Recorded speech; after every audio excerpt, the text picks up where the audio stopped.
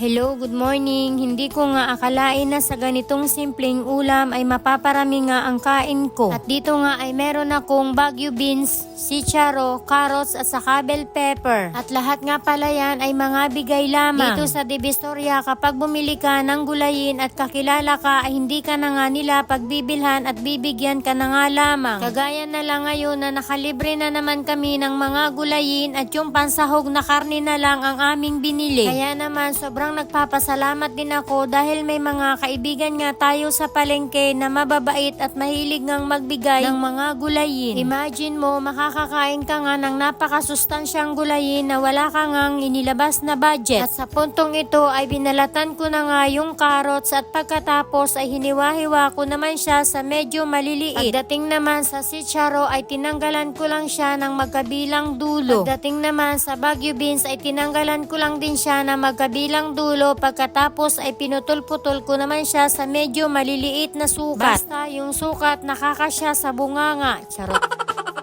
At dito naman sa isang kawali ay nagpainit lang ako ng mantika at nung uminit na nga siya ay inilagay ko na nga yung tokwa. At hiniwa ko naman siya sa medyo maliliit na hugis pa triangle. Nakalipas naman ang ilang minuto ay naluto na nga yung tokwa. Saktong luto lang ang ginawa ko sa tokwa dahil hindi nga ito masarap ihalo sa gulay kapag matigas na. At para naman sa magiging sauce ay naglagay lang ako ng 2 kutsara ng cornstarch at eto nga yung magiging pampalapot.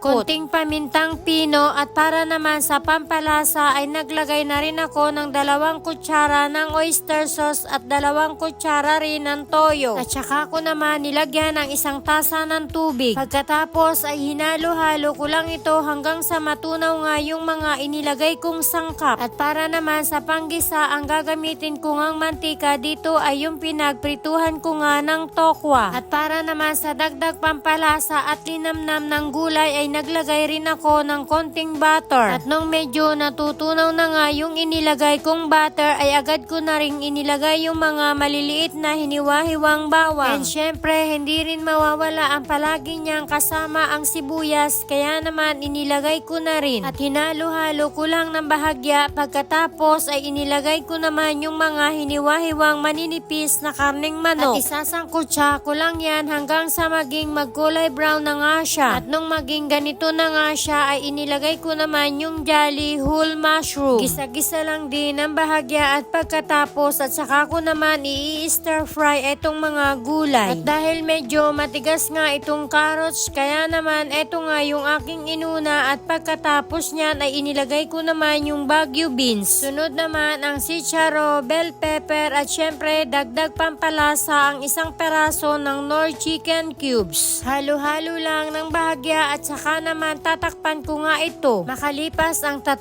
minuto ay muli ko nga itong binuksan at pagkatapos niyan ay nilagay ko na nga yung kanyang sauce. At dahil luto na naman etong tokwa kaya naman eto nga yung pinakahuli kong inilagay. Sa puntong ito hahaluin ko lang ito continuous mga ilang segundo at pwede na nga itong patayin ang apoy. At dahil ngayong araw na nga yung discharge ng aking hipag na nanganak kaya naman for today's video ngayong hapon ay magluluto naman ako ng nilagang baboy. Nilagang tinipid sa sahog dahil wala nga kaming mabiling mais dahil nga binagyo. Kaya naman dinamihan ko na lang ng halong pechay. At ang pinaka-importante lang naman ay makahigop siya ng mainit na sabaw dahil nga kagagaling niya lang sa panganganak. Na alam naman natin na kapag nanggaling ka nga sa panganganak ay halos nga maubos ang ating mga lakas. At bago ko naman tuluyang patayin ang apoy ay pinatikman ko nga muna ito kay Ate Mayan kung tama na ba ang timpla. At sa pagtikim nga nitong si Ate Mayan ay nainitan pa nga siya kaya naman napangiwi nga ng bahagya yung kanyang mukha.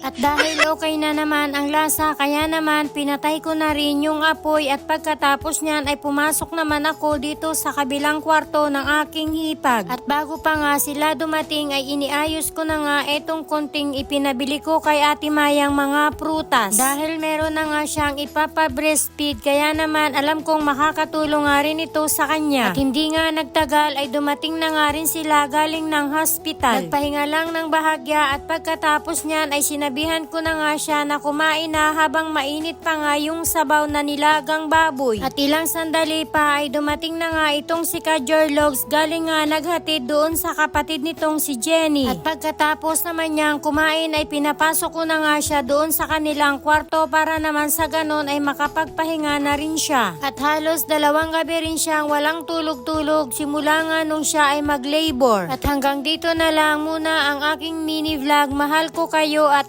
ingat kayong palagi. Thank you for watching. Bye!